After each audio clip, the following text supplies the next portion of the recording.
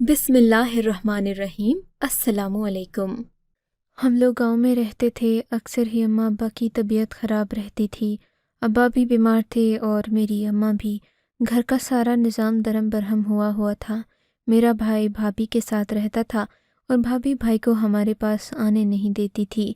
ऐसा होता कि अक्सर घर में सौदा सामान नहीं होता था। मैं या तो जाकर दुकानदार से उधार लाती या फिर भाई के घर से जाकर चीज़ें चोरी करके ले आती थी। इसके अलावा मेरे बस में था ही क्या, मैं कुछ नहीं कर सकती थी। मेरी अपनी उम्र अभी 16-17 ही साल थी। मैंने छोटी सी उम्र में सारे घर का निज़ाम संभाला हुआ था। मुझे ये भी पता था कि किस दुकानदार से किस वक्त उधार लेना है। वो भी मगरिब का वक्त था जब मैं खेल कूद कर घर में दाखिल हुई। घर में अंधेरा छाया हुआ था। अम्मा अब्बा दोनों ही अपने अपने बिस्तर पर पड़े कराह रहे थे। मैंने सोचा कि आज तो घर में खाना भी नहीं पका, जल्दी से हांडिया चढ़ाती मुझे काफ़ी देर हो गई थी।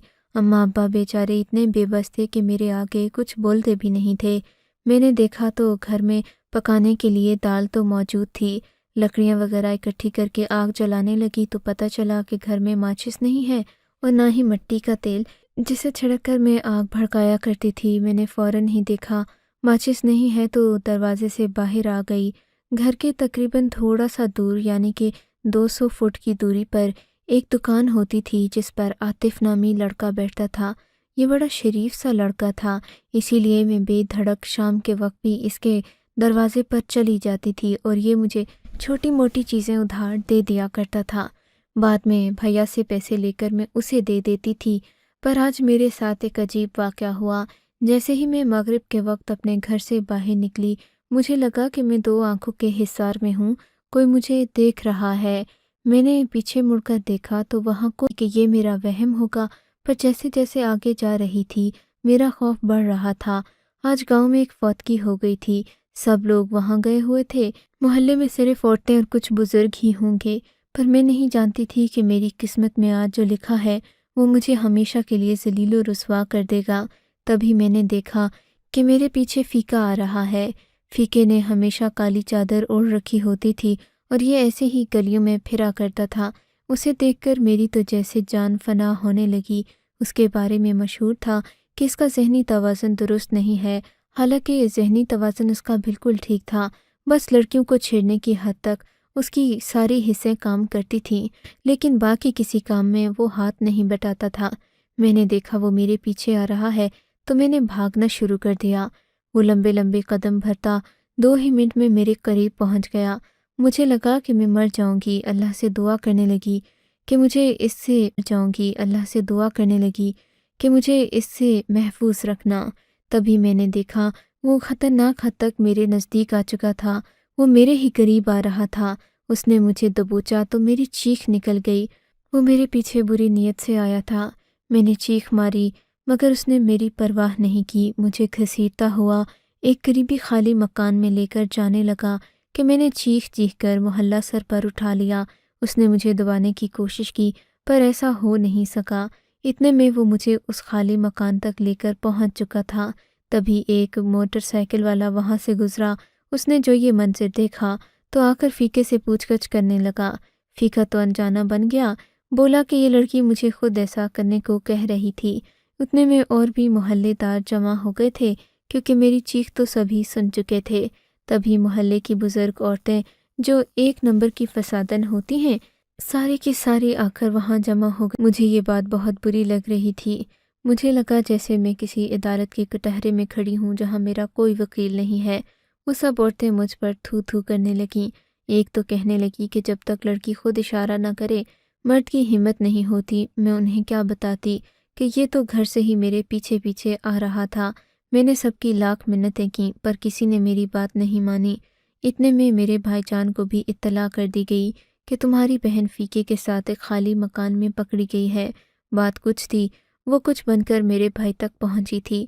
मोहल्ले की सभी औरतें मुझ पर थू थू कर रही थीं। कहने लगीं, देखो माँ बाप की क्या हालत है, वो कब्र की तरफ जा रहे हैं और बेटी क्या गुल खिला रही है। इतने में मेरा भाई भी वहां पहुंच गया।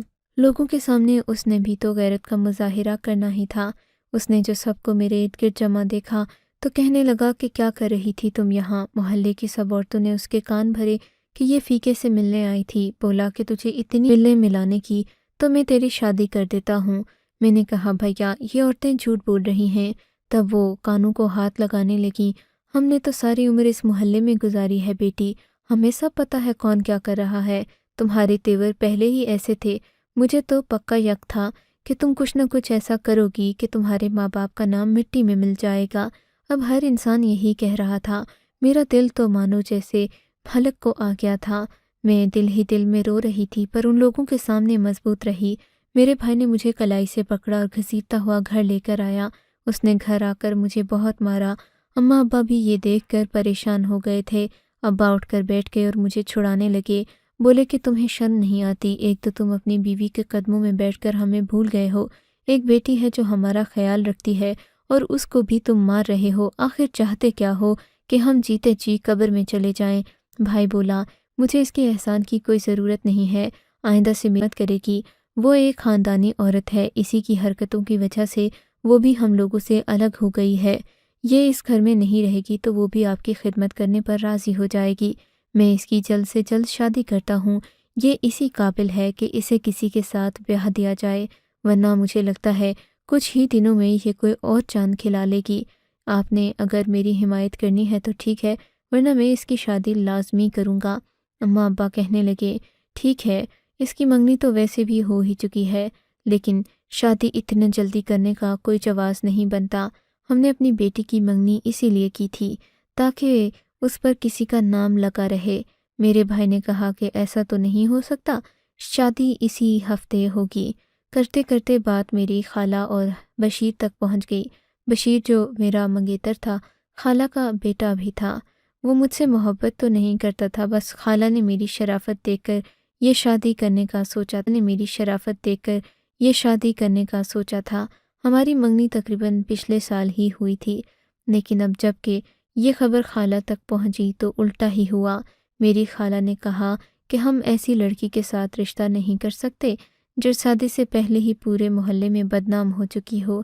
جب یہ پیغام میرے گھر آیا، میرا رو رو کر برا حال تھا، میں تو بن گناہ کی سزا کاٹ رہی تھی۔ میرے بھائی نے کہا کہ دیکھ لو، اب تو تمہارا رشتہ بھی نہیں ہوا، اب میں کیا کروں گا؟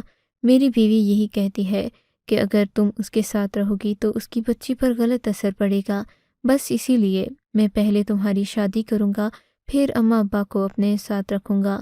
مجھے بھائی کی ان باتوں پر بہت دکھ ہوا تھا، لیکن میں کس سے گلہ کرتی، سو میں خاموش رہی۔ بھائی نے بھی اپنی باتیں کر کے میرا دل تو دکھا ہی دیا تھا۔ اگلے 2-3 دن میں کمرے میں بیٹھی روتی رہی تھی۔ وہ دن بہت اذیت ناک تھے جب ہر کوئی مجھ سے ایک ہی نے تمہارے ساتھ کیا کیا ہے۔ فیقے نے کچھ کرنے سے پہلے ہی میرے پاس اللہ کا بھیجا ہوا فرشتہ آ گیا تھا جس نے میری مدد کر دی تھی، پر لوگوں کو کہاں یقین تھا۔ ادھر اماں بھی سر پکڑ کر بیٹھ گئیں کہ اب تو تیری شادی کرنی ہی پڑے گی، اگر تو نے فیقے کے ساتھ کچھ کر لیا، بعد میں کوئی چاند چڑھا لیا تو کیا ہوگا۔ ادھر خالہ نے منگنی توڑ دی، سارا ملبہ میرے پر آ گرا تھا، سب لوگ مل کر مجھے بہت زیادہ تکلیف دے رہے تھے، ہر وقت تانے دیتے اور مجھے ہی کوستے۔ بھائی کہتا کہ تو نے گھر کا سکون برباد کر دیا ہے۔ پھر ایک دن وہ ہوا جو میں نے سوچا بھی نہیں تھا، اور کوئی بھی لڑکی 17 سال کی عمر میں ایسا نہیں سوچ سکتی۔ ہمارے گھر میں ایک عورت آتی تھی جس کا نام پروین تھا۔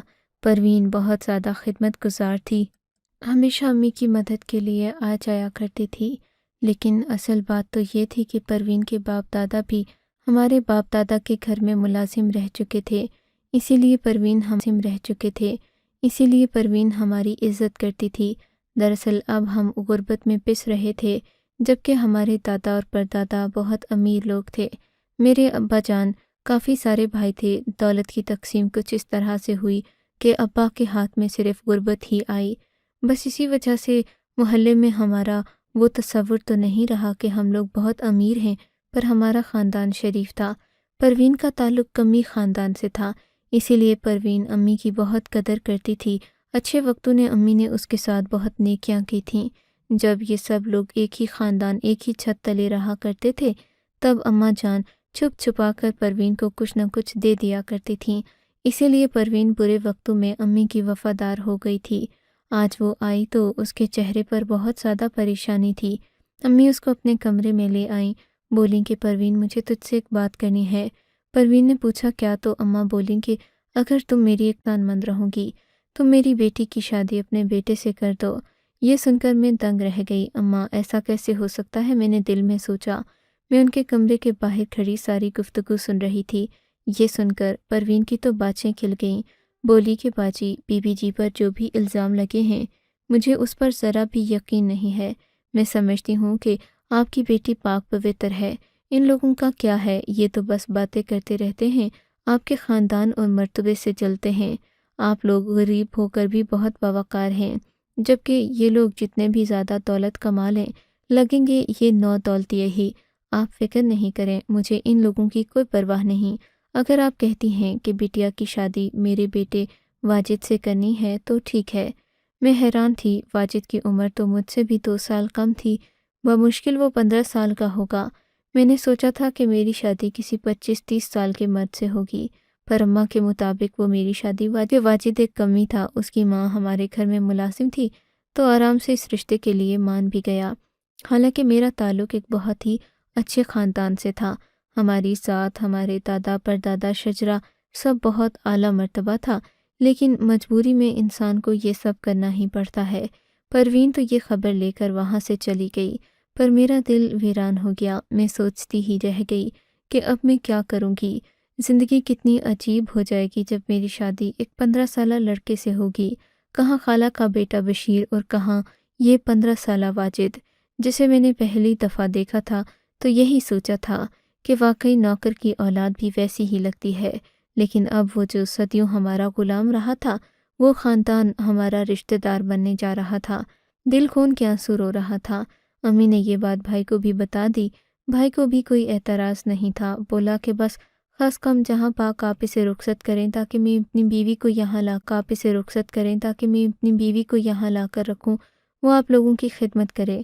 پروین نے اپنی طرف سے جلد ہی اندیا دے دیا تھا۔ محلے کے سب لوگ بھی حیران نہیں تھے۔ حیران بھی کیسے ہوتے، اب ایسی لڑکی کا رشتہ کسی نے لینا نہیں تھا، اور پھر ہم تھے بھی غریب۔ میں کسی امیر خاندان کی چشم و چراغ تو تھی نہیں کہ میری شادی کے لیے میرے گھر والوں خصوصاً میرے بھائی کو فکر ہوتی۔ بالآخر ماجد کے ساتھ میری شادی طے کر دی گئی۔ میرا دل روتا رہا، میں چیختی رہی، پر کسی نے میری بات نہیں سنی۔ پروین کے تو اب ہاتھ پاؤں باتیں کر رہے تھے۔ وہ اس قدر خوش تھی کہ جس کا اندازہ کوئی نہیں کر سکتا۔ ظاہر ہے ایک کمی کے گھر شریف اور اعلیٰ خاندان کی لڑکی آ رہی تھی، اسے اور کیا چاہیے تھا۔ میری شادی کے دن قریب آ رہے تھے اور دل مرتا جا رہا تھا۔ میں نے اپنے شوہر کو شادی طے ہونے کے بعد نہیں دیکھا تھا۔ خدا جانے وہ میرے ساتھ کیسا رویہ رکھے، زمانے والے جیسا ہی ہوگا یا پھر مختلف ہوگا۔ کئی باتیں میرے ذہن میں گردش کر رہی تھیں۔ بالآخر میری شادی ہوئی، سادگی سے نکاح کر دیا گیا اور 2 جوڑوں میں مجھے رخصت کر کے پروین کے ساتھ بھیج دیا۔ پروین اپنے بہت سارے رشتہ داروں کو لے کر آئی ہوئی تھی۔ یہ لوگ بھی خوش تھے اور حیران بھی کہ پروین کی قسمت کھل گئی جو اس نے ایک شریف خاندان سے، اونچے خاندان سے لڑکی بیاہ کر لائی تھی۔ میں پروین کے گھر آئی۔ میرا کمرہ سجایا گیا تھا، گھر خستہ حال تھا، پر کمرے میں صفائی بہت زیادہ تھی۔ میں کمرے میں بیٹھی، تھوڑی ہی دیر کے بعد میں اکیلی رہ گئی۔ میرا دولہا کہاں تھا کسی کو معلوم نہیں تھا، شاید وہ گھر بھی نہیں تھا۔ نکاح کے بعد خدا جانے وہ کہاں چلا گیا۔ پروین اسے ڈھونڈتی رہی، پر اس کا بیٹا اسے کہیں نظر نہیں آیا، یہاں تک کہ شام سے رات ہو گئی اور رات سے تقریباً رات کا دوسرا پہر شروع ہو گیا۔ اب تو رات کے 1 بج رہے تھے۔ میں بیٹھی بیٹھی تھک گئی تھی، میری کمر اکڑنے لگی تھی، پر اس نے نہیں آنا تھا کے ساتھ میرے کمرے میں آئی اور بولی بیٹی تم بیٹھ جاؤ، سو جاؤ، بلکہ میرا بیٹا صبح ہی آئے گا۔ دراصل وہ حکیم یاسین کا مرید ہے، مجھے لگتا ہے آج بھی انہی کے پاس چلا گیا ہے۔ میں نے اسے منع بھی کیا ہے کہ ایسے لوگوں کے پاس مت جایا کرو، پر بیٹی تم تو جانتی ہو نا، آج کل کے لڑکے کہاں کسی کی سنتے ہیں۔ میں خاموش ہو گئی تھی۔ اب یہ حکیم یاسین کیا چیز ہے؟ دل میں سوچا، کہیں وہ بھی اس طرح کا جاہل اور توہم پرست تو نہیں۔ سوچ کر ہی میرا دل کھٹا ہو گیا تھا، پر اب دل ہونے یا نہ ہونے سے کیا فرق پڑتا تھا۔ میں چپ کر کے سو گئی۔ صبح اٹھی تو میری ساس ناشتہ لے کر میرے کمرے میں آ گئی، کہنے لگی بیٹی ناشتہ کر لو۔ مجھے اس کا رویہ اب اچھا بھی لگنے لگا تھا۔ بھلے پروین ایک کمی خاندان کی تھی، پر وہ میری اس قدر عزت کر رہی تھی جیسے مجھے اپنی سر آنکھوں پر بٹھا رہی ہو۔ حالانکہ محلے والوں نے مجھے دھتکار دیا تھا۔ ایک پروین تھی جس نے مجھے اپنی پلکوں پر بٹھا رکھا تھا۔ آپ کو کیا ضرورت تھی ناشتہ بنانے کی، میں خود بنا لیتی۔ بولی کہ بالکل نہیں بیٹی، میں 1 مہینہ تجھے کوئی کام نہیں کرنے دوں گی، پھر گھر کا جو چھوٹا موٹا کام ہوگا وہ سنبھال لینا، تو میری بہو نہیں بیٹی ہے۔ پروین کی محبت نے میرے غم کو پھر بھی تھوڑا سا کم کر دیا تھا۔ اتنے میں دروازے پر دستک ہوئی۔ پروین نے جا کر دروازہ کھولا تو سامنے میرا شوہر ماجد کھڑا تھا۔ میں بھی دروازے کی اوٹ سے دیکھ رہی تھی۔ وہ تھکا تھکا سا لگ رہا تھا۔ ایسا معلوم ہوتا تھا جیسے وہ بہت زیادہ پریشان ہو یا کہیں سے مار کھا کر آ رہا ہو۔ گھر میں آتے ہی وہ بستر پر ڈھہ گیا اور سو گیا تھا۔ پروین بہت پریشان ہو گئی تھیں، کہنے لگیں کہ مجھے نہیں پتا حکیم یاسین کا یہ اتنا بڑا مرید کیوں ہے، پر جب بھی ان کے پاس جاتا ہے اس کے بعد اس کی حالت ٹھیک نہیں ہوتی۔ پہلے بھی 2-3 بار اسے ڈاکٹر کے پاس لے کر جا چکی ہوں، لیکن اب تو حد ہی ہو گئی ہے۔ شادی والے دن کون کسی حکیم کے پاس جاتا ہے؟ اٹھتا ہے تو میں اسے صحیح کر کے سمجھاؤں گی، پر وہ پروین خالہ اب بات کرتی، اس نے اٹھنا ہی نہیں تھا۔ شام ہو گئی پر میرا شوہر بخار میں پڑا تپ رہا تھا۔ اب تو اس کی بیماری صاف ظاہر ہو گئی تھی کہ اسے بخار ہے۔ میں بھی پریشان ہو گئی تھی، جبکہ پروین خالہ کہنے لگی کہ میں ماجد کو ہسپتال لے کر جاؤں گی۔ یوں اسے ہسپتال لے کر جانا پڑا اور ساتھ ہی مجھے بھی ان کے ساتھ آنا پڑا۔ ہم لوگ ہسپتال پہنچے۔ ڈاکٹر صاحب مصروف تھے۔ کافی دیر کے بعد ہماری باری آئی۔ ڈاکٹر نے مجھے اندر بلایا، لیکن پھر میری ساس نے ان سے کہا کہ یہ 1 دن کی دلہن ہے، اسے اپنے کچھ نہیں بتانا، آپ جو بات کرنی ہے مجھ سے کریں۔ پروین نے مجھے باہر بھیج دیا۔ میں باہر آ کر انتظار کرنے لگی۔ تھوڑی دیر کے بعد پروین اور اس کا بیٹا ڈاکٹر کے آفس سے نکلے۔ میں نے دیکھا ماجد کو اب ہوش آ چکا تھا، چلنے پھرنے کے قابل ہو گیا تھا، پر دوائی کا ایک تھیلا بھی پاس رکھا ہوا تھا۔ میں حیران ہو گئی کہ اتنی سی عمر میں اتنی ساری دوائیاں میرے شوہر کو کھانے کے لیے کیوں دے دیں۔ بہرحال جو بھی تھا، میرے شوہر کے علاج کے لیے یہ چیزیں چاہیے ہی تھیں۔ ہم لوگ گھر آئے تو الٹا میری خدمت کرنے کی بجائے یعنی لینے کے دینے پڑ گئے۔ ابھی سے میں اپنے شوہر کی خدمت کرنے میں مصروف ہو گئی تھی۔ میرا شوہر مجھ سے بات کرنا تو چاہتا تھا، پر کمزوری کی وجہ سے اس کا دل نہیں لگ رہا تھا۔ مجھے بار بار دیکھتا، اس کی نظروں میں میرے لیے بے پناہ تحسین تھی، پر وہ بہت زیادہ شرما بھی رہا تھا۔ ایسا لگتا تھا کہ جیسے اس میں مجھ سے بات کرنے کی ہمت نہیں ہے۔ خیر پھر ہم لوگ جب گھر پہنچے، میں اس کی خدمت کرنے لگی، تبھی میری نظر ایک تیل پر پڑی جو کہ بڑا عجیب قسم کی بوتل میں بند تھا۔ اس پر مگرمچھ کی تصویر بھی بنی ہوئی تھی۔ میں نے اس سے پوچھا کہ یہ کیا ہے؟ کہنے لگا کہ اس کو چھوڑ دو، یہ میں استعمال کرتا ہوں، حکیم یاسین کا دیا ہوا مگرمچھ کا تیل ہے۔ میں یہ سنتے ہی حیران ہو گئی۔ میں نے کہا آپ اسے کیوں استعمال کرتے ہیں؟ بولا کہ بس اس سے بہت سارے فائدے ہوتے ہیں، تم نہیں جانتی۔ ایک دم سے اس کا لہجہ ہی بدل گیا۔ مجھے بڑی حیرت ہوئی تھی۔ خیر میں نے اپنے شوہر سے کچھ نہیں کہا۔ رات ہوئی تو میں نے دیکھا کہ موصوف پھر سے وہی مگرمچھ کے تیل کا 1 چمچ پینے کی تیاری کر رہے ہیں۔ یہ دیکھتے ہی میں سمجھ گئی کہ میرے شوہر کی ساری بیماری کی جڑ کیا ہے۔ دراصل وہ ہر رات اس مگرمچھ کے تیل کا استعمال کیا کرتا تھا۔ اب خدا جانے مگرمچھ کا تیل کون سی طاقت بڑھانے کے لیے استعمال کیا جاتا ہے، پر میرے شوہر کو کسی نے یہ بات بڑے ہی غلط انداز میں سمجھا دی کہ تم جب تک جانوروں کے تیل استعمال نہیں کرو گے تم میں طاقت نہیں آئے گی، اور پھر کھانے کو بھی کچھ خاص ملتا نہیں تھا۔ تبھی ان کو یہ خیال آیا کہ کیوں نہ میں اپنی صحت بنانے کے لیے اس تیل کا استعمال کروں۔